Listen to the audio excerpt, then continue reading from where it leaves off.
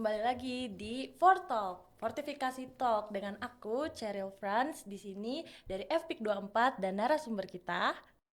Halo Fortivista, kenalin aku Dava Fauzan Gustari, biasa dipanggil Dava dan aku dari Perikanan Angkatan 2023. Halo Kang Dava, Halo, gimana nih rasanya jadi narasumber di Fortalk kali ini? aduh, deg-degan ya, biasanya aku ada di belakang kamera, tiba-tiba sekarang ada di depan kamera. Oke, mungkin sebelumnya kita bakal perkenalan diri dulu lebih lanjut kali ya. Boleh, boleh, boleh. Oke, Kang Dava ini asalnya dari mana sih? Tuh, Aku asli Bandung sih, asli Bandung coret. Bandung. Oh, Ya, Bandung pinggir berarti iya ya. Bandung pinggiran. Berarti Kang Dava tuh di sini udah Tahun ketiga. tahun ketiga nih. Mm-mm. Pasti banyak banget dong pengalaman Kang Dava dari organisasi, event, dan yang lain-lainnya juga pasti banyak banget kan.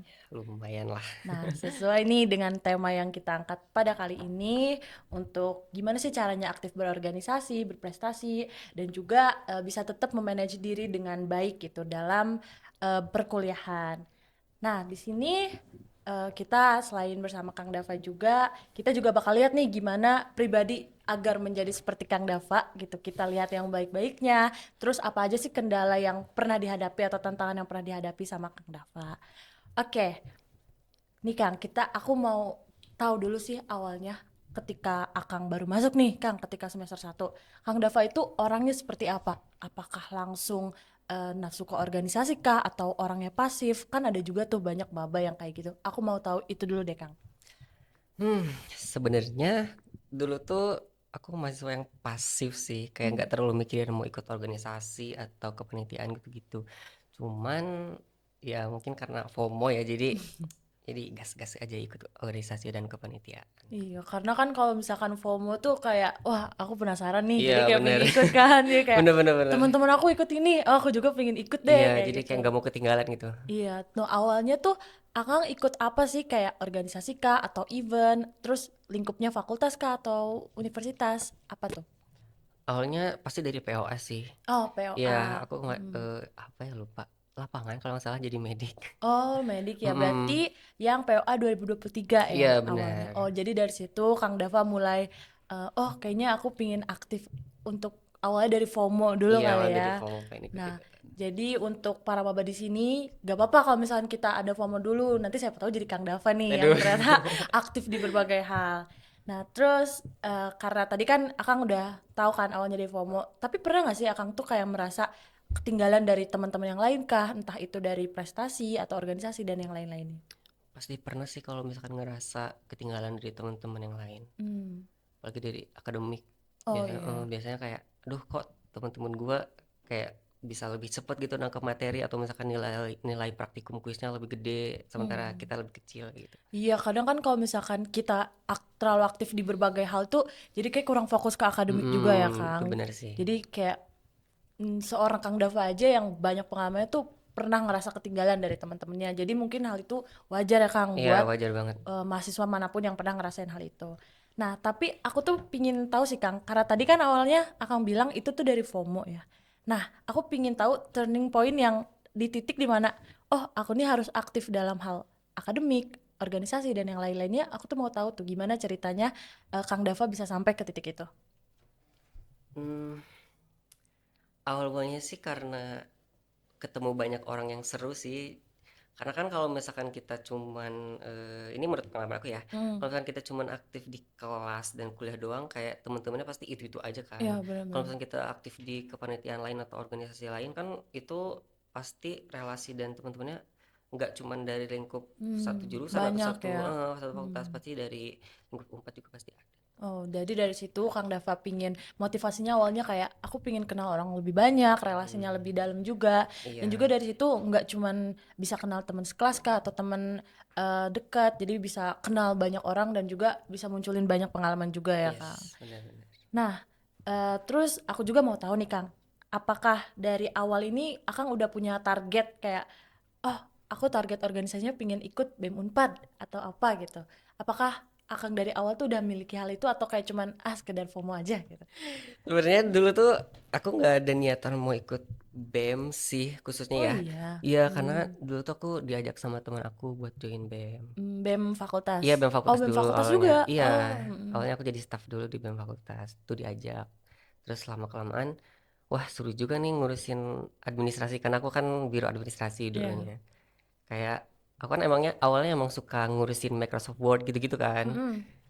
Terus ya karena administrasi ini berhubungan dengan kayak formatting dan lain-lain gitu. Jadi kayaknya ini masuk banget Seneng ke aku. ya. Iya, Oh seneng banget iya. itu salah Dan satu berguna passion aku. juga ya buat Bener banget ke berguna juga. Iya. perkuliahan. Nah, bagi yang belum tahu nih ya, Kang Dava ini sebenarnya ikut apa aja nih di eh, kampus. Nah, yang pertama dia itu adalah Sekretaris Umum BEM Kema FPIK Kabinet Ruang Sinergi, Duh. ya itu yang sekarang. Iya. Terus Kang Dava juga ada Supervisor Creative Team International Affairs Unit FPIK Unpad. Jadi di IU ya Iya Kang. di Ayu. Di AI juga. Terus selain itu juga Kang Dava pernah jadi staf Biro Administrasi di BEM Kema FPIK di Kabinet Benahi Bersama. Terus juga Kang Dava pernah jadi wakil kepala biro di BEM Unpad. keren banget tuh sampai Unpad ternyata FPIK bisa masuk jadi wakil kepala biro administrasi di BEM BEM FPIK, FP. BEM Unpad. Iya BEM Unpad. Nah, selain itu juga yang aku tahu nih, Kang Dava ini banyak ikut jadi aslab. Aduh. Terhitung udah berapa tuh ikut aslab sampai sekarang Eh dari kalau awal? kalau dihitung dari awal cuman 4 kali sih. Dari awal Mm-mm. 4 kali dan Kang Dava tuh banyak banget ngaslebin aku.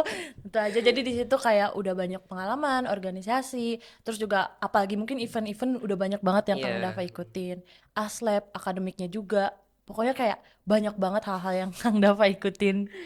Nah, terus aku mau tanya nih, kita mengarah ke tujuan mengikuti banyak kegiatan ini dan eh, dari kapasitas diri Kang Dava gitu.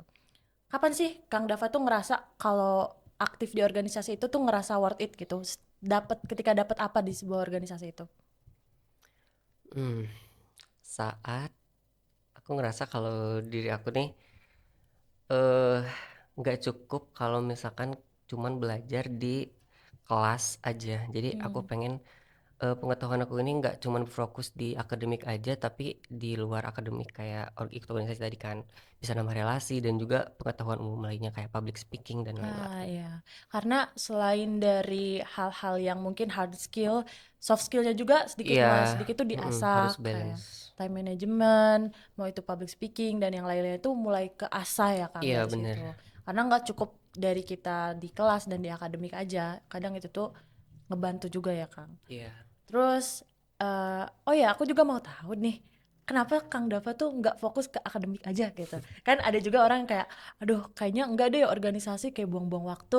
Itu kan ada juga ya pasti Hmm. pikiran, apalagi untuk mahasiswa baru. Aku mau tahu aja, kenapa sih Akang tidak memutuskan untuk pasif aja dan fokus ke akademik? Lagi-lagi jawabannya pengen explore diri sih. Hmm. Kayak bener kayak tadi yang aku bilang, diri aku ini merasa kurang cukup kalau misalkan cuman ada di lingkup akademik aja kayak kelas. Tapi Hmm. aku juga butuh dorongan untuk aktif di organisasi yang lain biar Hmm. apa? Aku ini jadi lebih berkembang gitu. Nggak cuma dari akademik tapi non akademiknya juga. Iya, karena biasanya ketika kita mulai explore sesuatu dan dapat sesuatu hal baru tuh, kadang kita lebih kaget aja gitu ya, Iya, Kang. bener. Oh, ternyata aku bisa nih kalau misalkan kerjain ini. Oh, ternyata aku bisa nih dapat pengalaman ini tuh kayak kaget aja gitu kan, Kang. Dan Iya, bisa ngembangin diri juga bener banget, bener gitu. banget. Nah, terus sekarang aku mau tahu nih tantangan dari Akang dalam hal berorganisasi dan yang lain-lainnya. Apakah Akang tuh pernah nggak sih ditolak suatu event ataupun organisasi? Loh itu pasti pernah sih kalau Oh ditolak. iya, Iya, pernah. pernah juga, pernah kalau itu. Ceritain dong pengalamannya kayak gimana dan pernah ditolak dari apa? Sebenarnya kalau ditolak sih pernah di Fortif pernah. Oh iya, Iya di itu pernah. Mortif. Sebenarnya bukan ditolak sih, kayak mungkin aku masih kurang dalam untuk menjalani divisi tersebut, jadi aku Hmm, tidak diterima di divisi tersebut. Tapi ya hmm, pada akhirnya tetap join Fortif, cuman di divisi yang lain. berbeda gitu. Mm-mm. Hmm, ternyata sejago-jagonya, semahir-mahirnya kita dalam soft skill, hard skill juga ternyata memang ada aja tantangan yang paling ada gitu ke hidup kita gitu. Seperti tadi Kang contohnya dari Kang Dava itu pernah ditolak oleh fortifikasi itu sendiri. Salah satunya. Terus aku juga mau tanya, apakah ketika sudah join di salah satu tim, mau itu tim apapun itu dari divisi tertentu atau apapun, apakah Akang pernah mengecewakan tim tersebut gitu, atau Akang pernah membuat kesalahan kah atau apapun itu? Pasti ada sih kalau misalkan untuk membuat suatu kesalahan, kan manusia juga tidak luput dari kesalahan ya. Hmm. Dan gimana sih caranya Kang Dava itu mengatasi hal tersebut gitu dan meyakinkan kalau tindakan tersebut tuh memang tidak layak untuk dijalani gitu? Pasti yang pertama evaluasi diri sih, terus paling nanya ke rekan-rekan kerja yang lain, apakah Mhm. dengan seperti ini masih tetap bisa berjalan, atau misalkan kalau misalkan dari aku sendiri ada kekurangan boleh disampaikan saja. Karena walaupun kita udah tahu kelebihan kita di mana dan soft skill yang kita punya apa, tetap juga ya pasti tetap aja ada evaluasian dari diri kita masing-masing Iya gitu. benar. Seperti Kang Dava juga yang banyak pengalaman, tapi tetap pasti harus evaluasi diri tuh emang manusia memang harus mengevaluasi diri mereka sendiri. Terus aku juga mau tanya nih Kang nih, apakah Kang Dava pernah dapat nilai jelek karena organisasi gitu? Atau karena kayak, aduh aku nggak sempet belajar nih karena buat UAS atau UTS atau apa? Apakah pernah ada gangguan-gangguan hal ke akademik gitu dari pengalaman-pengalaman Kang Dava? Eh pasti ada sih, cuman kalau aku ini biasanya malas belajar tuh bukan karena organisasi, cuman karena Hmm. emang males aja. Emang karena diri Iya, kita emang karena ya? diri akunya yang malas Iya. aja sih. Iya, karena memang banyak juga yang kayak gitu kayak, ya udahlah, kayak belajar ya udah gitu nanti Iya, aja gimana nanti gitu. palingnya cuman baca-baca materi aja udah sih gitu. Hmm. Tapi itu tidak direkomendasikan ya Iya, guys jangan untuk ikuti malas yang lain. belajar. Karena tapi setiap orang pasti pernah ngerasa malas buat belajar, tapi jangan sampai hal itu tuh dipengaruhi sama hal-hal lain atau pengalaman-pengalaman ataupun kita nyalahin suatu organisasi atau event apapun yang lagi kita ikutin gitu. Jangan sampai hal itu kebawa ke akademik kita. Nah, eh, selain itu tantangan apa aja sih Kang yang biasanya dihadapi sama Kang Dava? Manajemen waktu dan komunikasi sih Oh paling sering. iya. Iya, Oh, kadang kan kalau kita ikut banyak kegiatan tuh pasti kita harus membagi waktu ya antara hmm, kegiatan satu dan kegiatan lainnya. Itu kadang kalau misalkan kegiatannya berbarengan banget kadang bikin pusing, apalagi kalau iya. misalkan kita dicari-cari terus sama Nah, orang-orang. iya itu. Iya. Apalagi kan Kang Dava banyak banget ikut ini itu ya, mau di Mm-mm. fakultas, mau di universitas juga banyak banget kan. Tapi aku salut loh Kang. Kan Akang ini bener-bener banyak banget ikut ya. Tapi setiap kali ada suatu kegiatan, aku tuh pasti selalu lihat Kang Dava. Karena pasti kayak, wah nih orang manajemen waktunya bagus banget gitu. Kayak, wah ternyata dia bisa banget membagi-bagi waktu tuh. Kayak ada tipsnya gak sih Kang buat para mahasiswa baru di sana gitu, buat Hmm, manajemen waktu? apa ya kalau misalkan dari pengalaman aku sih paling dibikin to do list aja, misalkan kalau Skala prioritas iya gitu skala ya. prioritas bisa ditulis di kalender atau di sticky notes mungkin di Mm. kosan itu bisa aja sih. Itu juga bisa salah satu yang bisa dicontoh ya. Mm-mm. Karena kan kita juga kalau nggak tahu skala prioritasnya apa dan nggak tahu apa yang harus dilakuin kan jadi bingung mau mulai yang Iya, mana dulu ya Kang. mm-mm. Nah itu juga bisa ngebantu tuh dari Kang Dava. Ya yang paling penting tuh ketahuilah kapasitas diri kalian. Nah bener, Kalau kadang misalkan kalian nggak bisa ya udah nggak usah diikuti. iya kadang ada orang juga yang mau ikut semua ya Kang kayak, Iya, aduh aku ikut FOMO tapi ikut nah semua bener ya, itu. ya kan diikutin. Jangan kayak gitu. Tapi kita juga harus tahu gitu kapasitas diri kita tuh gimana. Oke, bolehlah kamu ikut ini itu dan tapi kalian juga nggak harus selalu pasif. Tapi kalian juga harus tahu kapasitas diri kalian tuh kayak gimana. Nah, terus tadi kan berhubung dengan ngomongin kapasitas diri nih, apakah semua organisasi tuh harus diikutin dan menurut Akang apa sih sebenarnya yang bisa ngebikin diri kita nih relevan sama suatu organisasi atau suatu event gitu kayak oh aku cocok nih di sini. Gimana sih cara nentuinnya? Sebenarnya nggak usah semua organisasi diikutin sih. Kamu refleksi diri aja kalau misalkan kamu lebih suka di kegiatan apa. Misalkan aku pernah ikut GSSTF itu Mm-mm. Itu apa tuh UKM Kang? teater. Oh, Itu dulu aku pengen banget ikut situ karena aku pengen, jadi aku percaya kalau diri aku bisa dan ternyata emang benar bisa. Jadi ketahui dulu kapasitas diri kamu, oh, terus refleksi diri apakah kamu mampu dan bisa untuk menjalani hal tersebut. oh, ternyata aku baru tahu juga nih Kang Dava juga pernah mengikuti UKM teater. Nah, Iya. itu kan universitas ya Kang? Ya itu di universitas. Oh iya, tapi ternyata eh, alhamdulillahnya Kang Dava ada refleksi diri dan juga evaluasi diri. Jadi dari situ dia juga bisa melihat, oh ternyata mungkin aku belum cocok ya ketika ada di suatu organisasi itu. Jadi Kang Dava memutuskan untuk keluar gitu. Nggak keluar sih. Hmm. Kayak aku masih tetap lanjut, cuman Oh ya. ya sekarang udah selesai karena udah demis. Oh udah selesai. Oh berarti Iya. meskipun Akang merasa tidak cocok, tapi Akang tidak lari dari tanggung jawab ya, bagusnya. Kan Mm, biasanya ada mm, juga mm. kayak, aduh udah aku mau menghilang atau aku langsung keluar.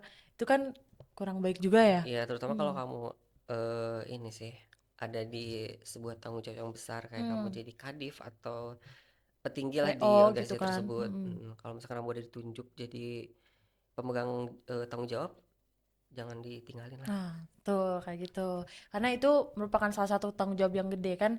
Kita dari awalnya kita daftar dan juga kita ada niat mau ikut ke situ juga, itu juga harus dipertanggungjawabkan itu dari awal. Tapi keren sih Kang menurut aku. Udah sampai bisa ke titik dimana selesai itu pasti rasanya lega banget ya. Iya, lega banget tadi. Rasanya lega banget.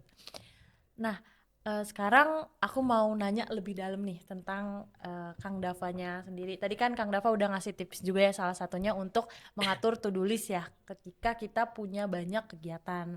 Ada nggak sih cara hal lain yang bisa dikasih tahu ke teman-teman semua di sini kalau misalkan ada bentrokan jadwal nih ketika dua kegiatan dalam satu waktu misalnya atau terlalu banyak, dari Kang Dava tuh biasanya ngelakuin hal apa sih dalam cara mengatur waktu tersebut?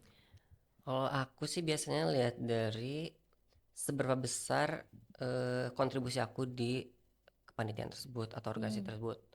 Karena Ah. kan kalau misalkan kita sebagai petinggi nih ya misalkan, kita kan bisa membagi itu ke anggota kita. Hmm. Kalau misalkan tanggung jawabnya kita emang beneran harus ada di kegiatan atau kepanitiaan tersebut, paling yang aku ikuti dari seberapa tinggi jabatan yang aku tanggungi. Kalau misalkan jabatan aku lebih tinggi di organisasi tersebut, aku pasti akan lebih memilih yang lebih tinggi Lebih tersebut karena kan tinggi. aku pasti lebih dibutuhkan di sana. Sementara kalau Hmm. misalkan jabatan aku lebih rendah dari yang ini, aku pasti akan minta bantuan ke rekan kerja aku buat Hmm. ngehandle dulu. Hmm. Paling itu sih Jadi kalau dari aku ya. iya, tapi itu memang layak juga untuk di highlight sih karena kadang ada juga yang malah memilih kegiatan yang mungkin skala prioritasnya nggak terlalu penting ya, tapi Mm-mm.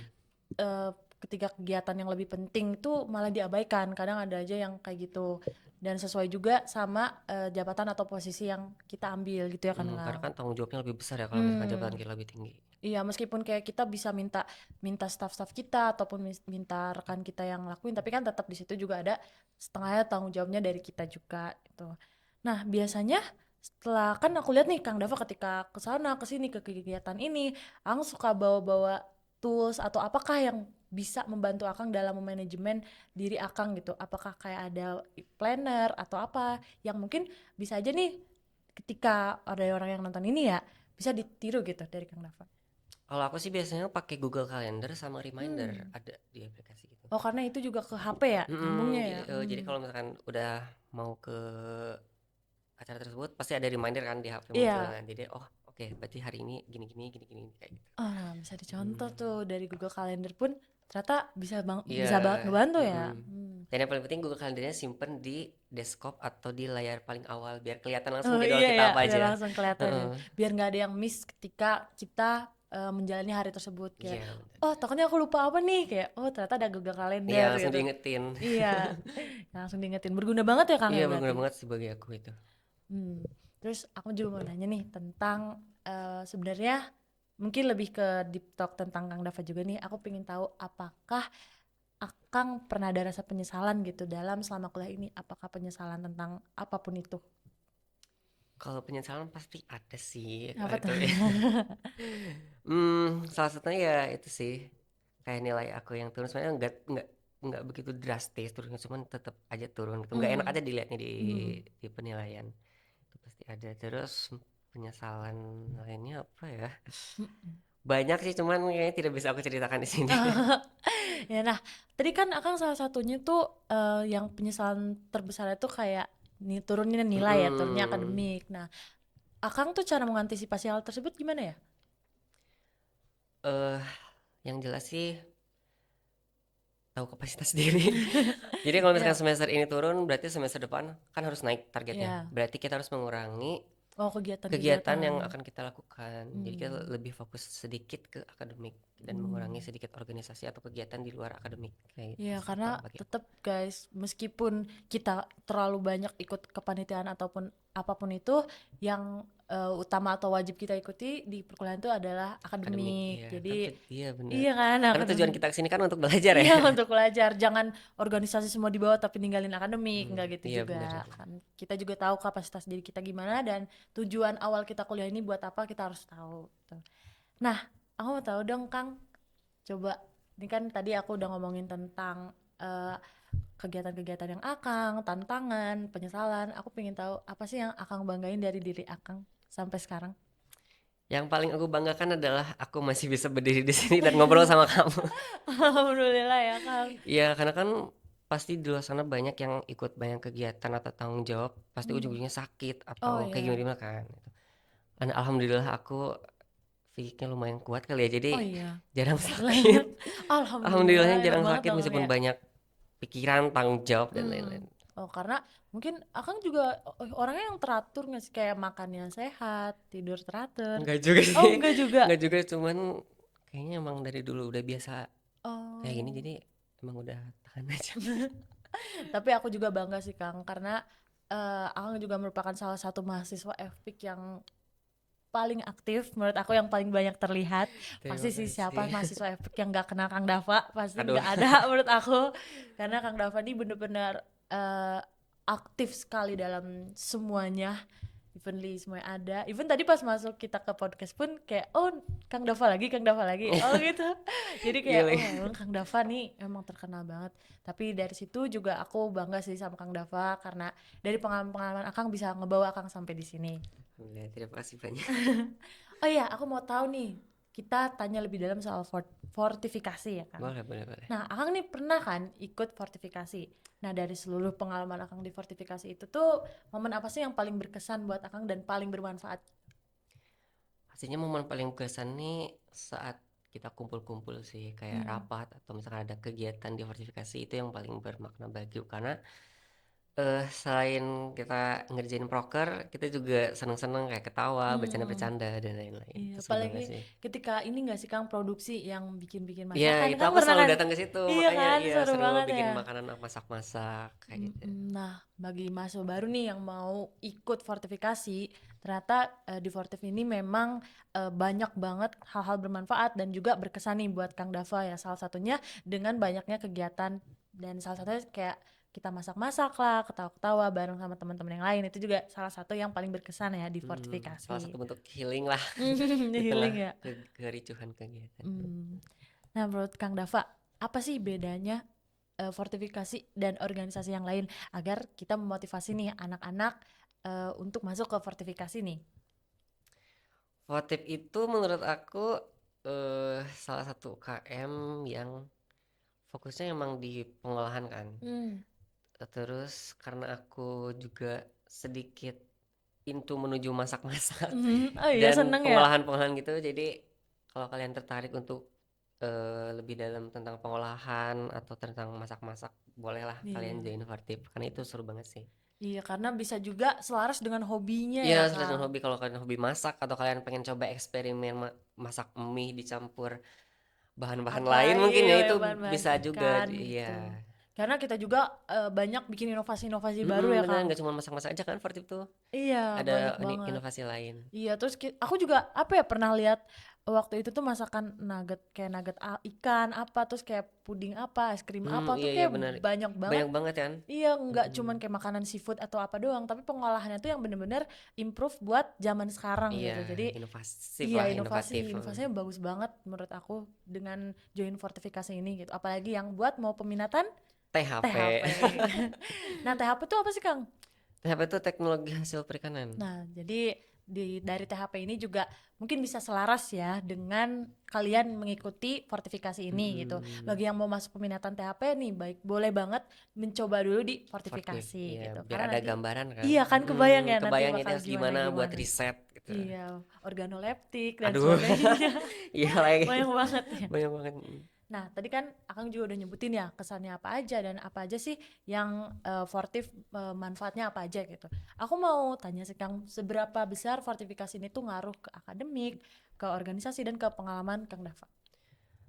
Lumayan besar sih, Hmm. terutama di akademik ya, karena kan Oh itu iya. langsung berhubungan dengan mata kuliah THP Hmm, ya. hmm. Jadi aku sedikit lebih tahu dari teman-teman yang Kegambar ya lain, gitu. Hmm. iya tentang mata kuliah. Jadi alhamdulillah aman sih. Alhamdulillah. Iya. Ternyata dari fortifikasi juga ke akademiknya besar sekali ya Kang.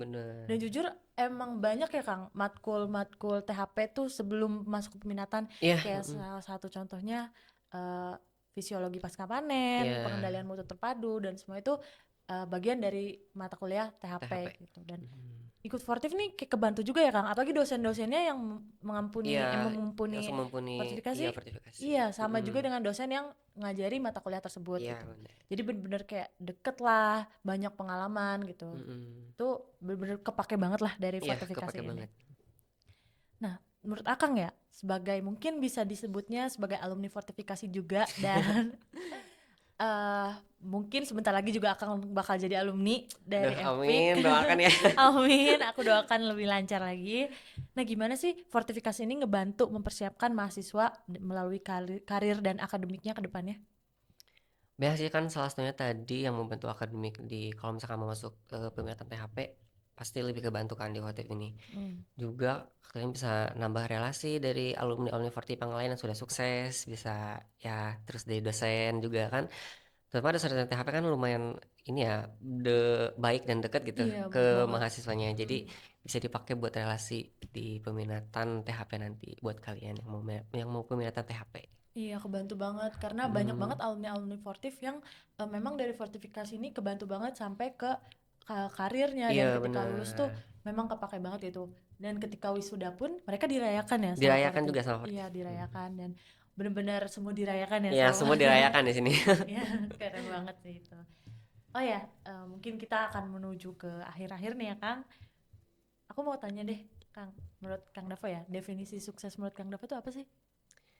Hmm, definisi sukses menurut aku itu ketika ketika kamu bisa menghandle semua apa yang kamu lakukan dengan cukup baik dan kamu bisa menjaga kesehatan dan kewarasan kamu dari semua kegiatan atau tanggung jawab yang telah kamu lakukan. Itu menurut aku udah cukup sih definisi sukses. Ya, keren. Ternyata definisi sukses tuh jangan terlalu jauh-jauh. Aku mau jadi ini, aku bisa jadi KBM atau Iya. apapun.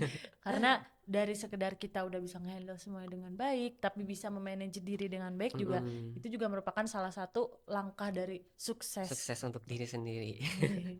Keren sih. Jadi, tapi ngobrol sama Kang Dava, jujur banyak banget highlight yang buat aku juga kayak, oh iya ternyata ini ya rahasia di balik seorang Kang Dava gitu. Ternyata pernah menghadapi tantangan, penolakan, penyesalan dan yang lain-lainnya, tapi di balik itu semua itu tuh terbayar dengan semuanya yang Kang Dava dapat.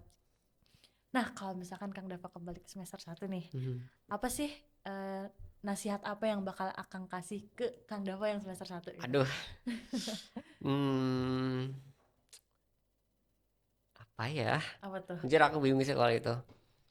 Kalau kamu deh, kamu kira-kira apa? Kalau aku ya, kalau misalkan bakal nasihatin ke diri aku semester 1, mungkin aku bakal nasihatin lebih fokus dan lebih bisa ngehandle diri sendiri juga sih sebelum bisa ngehandle semuanya. Karena ketika kita belum bisa manage diri dengan baik tuh, kadang ke yang lainnya pun bakal ikut berantakan juga sih. Jadi dimulai dari diri sendiri dulu, Mhm. dari manajemen waktunya, apakah sudah baik, manajemen emosional sudah baik, dan yang lainnya sudah baik. Ketika semua sudah baik, pasti ke yang lain pun akan berjalan lancar. Kalau aku itu sih Kang. Kalau Kang Dava gimana tuh? Kalau aku, paling ini sih. Apa tuh? Apa ya? Apa tuh?